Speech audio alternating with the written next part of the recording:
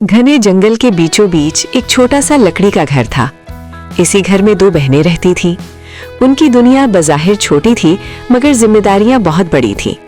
उनके वालिद बचपन ही में दुनिया से रुखसत हो चुके थे और चंद माह पहले उनकी माँ भी उन्हें हमेशा के लिए छोड़ गई थी।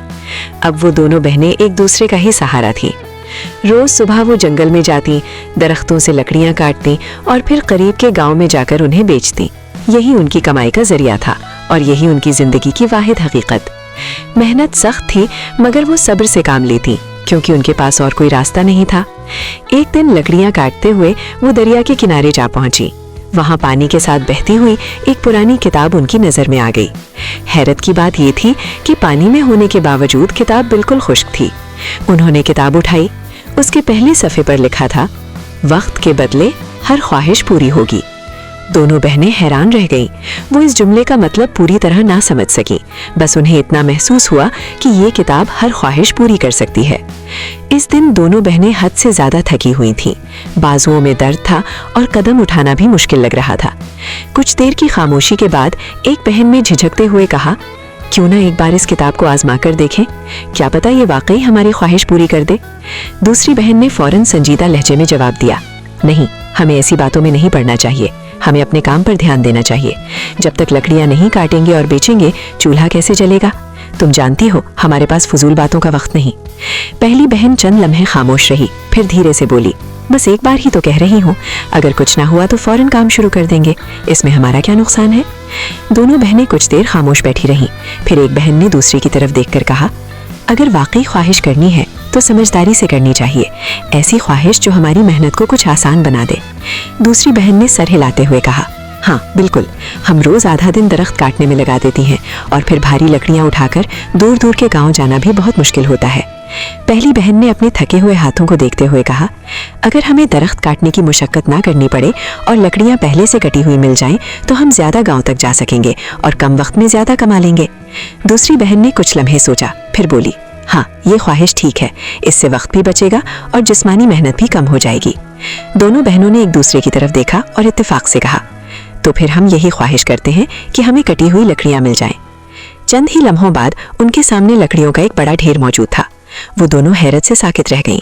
खौफ, खुशी और हैरानी एक साथ उनके दिल में उमड़ आए। एक बहन ने खुशी से कहा, ये किताब वाकई हमारी ख्वाहिशें पूरी कर रही है। दूसरी बहन की आंखों में चमक आ गई। वो मुस्कुराते हुए बोली, अब हमारी जिंदगी आसान हो जाएगी, अब इतनी सख्त मेहनत नहीं करनी पड़ेगी।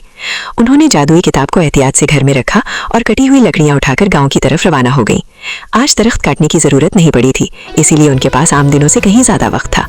आमतौर पर वो एक दिन में सिर्फ 2 गांव तक जा पाती थी, मगर इस दिन वक्त बचने की वजह से वो 5 मुख्तलिफ गांव में लकड़ियां बेच आईं। शाम तक कमाई मामूल से कहीं बेहतर हो चुकी थी, मगर वापसी पर उनके कदम लड़खड़ा रहे थे। आज की थकन आम दिनों से कहीं ज्यादा थी। अगरचे लकड़ियां काटने की मेहनत नहीं थी, मगर ज्यादा सफर और ज्यादा बोझ उनके जिस्म को बुरी तरह थका चुका था। कमाई अच्छी थी, मगर थकन उससे भी कहीं ज्यादा।